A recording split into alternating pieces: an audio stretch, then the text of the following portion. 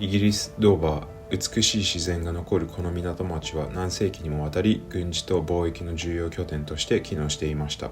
この町の歴史は長く、古代ローマ人がイギリスで最初に上陸した場所でもあれば、2回にわたる世界大戦ではイギリスの防衛の中心地となり、敵軍による絶え間ない攻撃にさらされていました。そして戦後、港は軍事要塞から商業都市へと変換。1960年から70年代にかけてはカーフェリー旅行がブームになり、家族連れがマイカーでドーバーの街からフェリーに乗り、フランスやその他ヨーロッパ旅行を楽しんでいました。しかし時代とともにこの旅行スタイルに変化が起きる。 LCC をはじめ英仏海峡トンネルの建設、そしてブレグジットにより観光での利用客は減りました。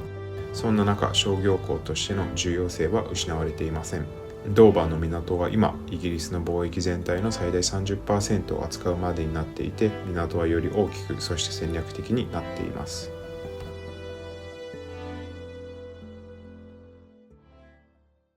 皆さんこんにちは、シンです。今回もですね、イギリス南部の町、ドーバーから動画をお届けしたいなと思います。前回の動画はですね、ドーバーにいろいろな移民の方々がボートで上陸してくるよっていうような動画を出したんですけれども、今回はですね、もう少しドーバーという港町について詳しく語りたいなと思います。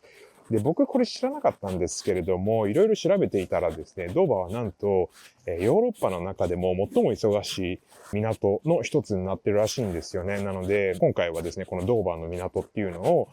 ご紹介したいなと思います。で、皆さんは港って聞くと、持ち物は誰のものだと思いますでしょうか。僕は国だったり自治体が持ってるっていうふうに思ってたんですけれども、ここドーバーの港というのはですね、法定法人っていうので、国が所有しているものでもなければですね、民間が所持しているものでもないらしくて、非常に立ち位置としては曖昧になってるんですよね。で、この曖昧な立ち位置がゆえ、地域のためには働くけど地域に利益を戻す義務はないよっていうのでやってるらしいんですよね。なので非常にグレーゾーンというか、美味しいところだけを掴んでるのがドーバーの港っていうふうに僕は理解してます。で、現在ドーバー港の売り上げっていうのが、年間でだいたい1億ポンドあるみたいなんですけれども、これどこから来てるのかっていうと、もちろんその船舶の利用料金だったり、あと駐車場からもらえる料金だったり、いろいろ収入源っていうのがありますと。なんですけど、先ほどもご紹介したように、ドーバー港っていうのは法定法人っていうので、入ってきたお金っていうのは基本的にはですね、社内で使われるんですよね。なんで例えば運営費はもちろん、インフラとかの再投資っていうのでお金が流れていって、基本的にうちにお金っていうのは入ってこないような状態です。で、実際ですね、ドーバーの街少し回ったんですけれども、空き店舗が結構目立ってたり、あとはシャッター取りかじゃないですけれども、そういった感じでですね、ちょっと街全体が暗いなっていうのは印象としてあります。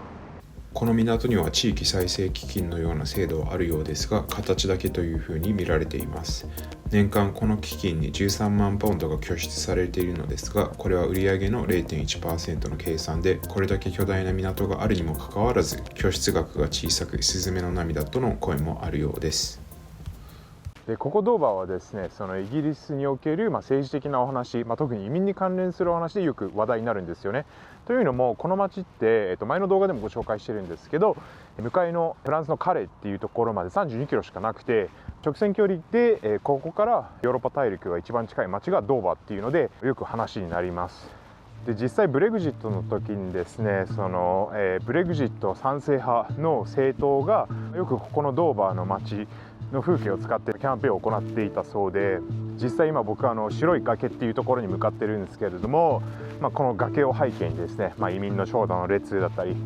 トラックの長蛇の列っていうようなコミュニケーションがよく使われていました。で、そういったキャンペーンが功を奏したのか、ドーバーはですね、62% がブレグジットに投票したそうです。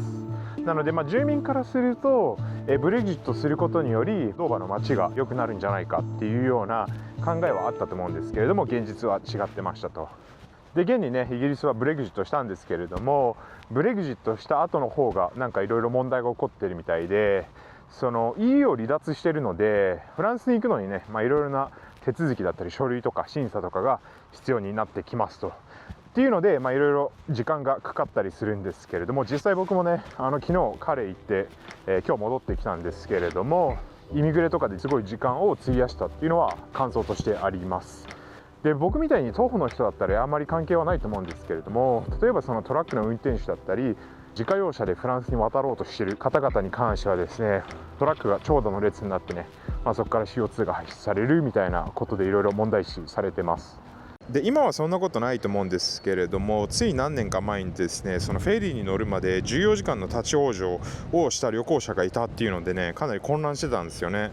でトラックの数もですね、数キロにわたって立ち往生してるっていうのがもはやドーバーの光景なんですけど、今日見た感じね、そこまで混んでないですね。混んでる時はですね、奥の方まで、混んでるみたいです。出入国における遅延から街の渋滞に悩まされている中、オペレーションブロックというシステムが導入され、ストライキや悪天候、システム障害、渋滞などによる道路の混雑緩和に備えました。しかしこのシステムによって道路の封鎖が起き、救急車が遅延してしまうこととなります。地元ケント州の警察はこれを支払うべき代償と表現してきましたが、住民たちはただの混乱と呼んでいます。ドーバー港の最高責任者でさえも政府に対し通関システムの高速化、国境設備の整備、道路インフラの改善が急務だと警鐘を鳴らしています。しかし必要とされる投資は延々と進まず、ドーバーがニュースになるのは混乱や崩壊ばかりです。政府の決定に対し地元の声がなかなか届いていない中、政治家たちは依然港には関心を持っているものの、住民の生活には無関心だと言えます。で今後ろにですね、こういう住宅があるんですが、すぐ後ろはですね、船に向かう道路になってるんですよね。なんでこんな感じで音がするんですけれども、これ動いてる時ならまだしもね、ここで渋滞が来てここで溜まってたらちょっと大変ですよね。で現在ネットの声含めね、活動家たちがいろいろいるんですけれども、その港に対してもう少し地元に還元すべきだよねっていうような声もあれば、もう港に頼らずですね、そのドーバーっていう街を一つの観光名所というか観光の目的地として再生させるべきだみたいな声があるんですよね。で2012年にですね、その港じゃないんですけれども、町の施設というか名所を民営化しようみたいな動きがあったんですけれども、結構住民の反発とかもあって、それはなかったんですが、住民からすると、これ以上誰かしらの手にこの町が渡るのを、かなり危惧しているような感じはあります。でそれとは別でですね、その町は町でどうにかしないといけないよねっていうような話があって、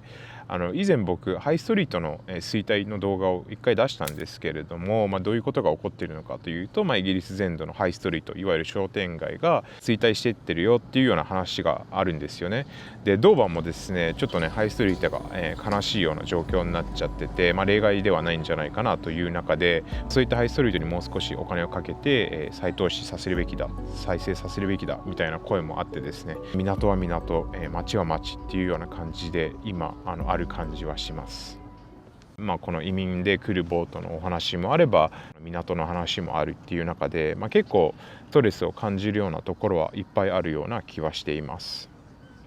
で今回ドーバーに来ることをですね、周りの人たちに言ったら、ドーバーね、俺も行ったことあんねんみたいなこと言われて、何したんっつったら、ペリー乗ってフランス行ったわみたいなこと言われて、やっぱそういう立ち位置なんだドーバーはって思って、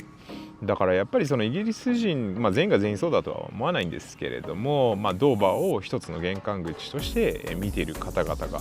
多いような気はします。今後どうなるか非常に気になるところではあるんですけれども、皆さんはどう思いますでしょうか。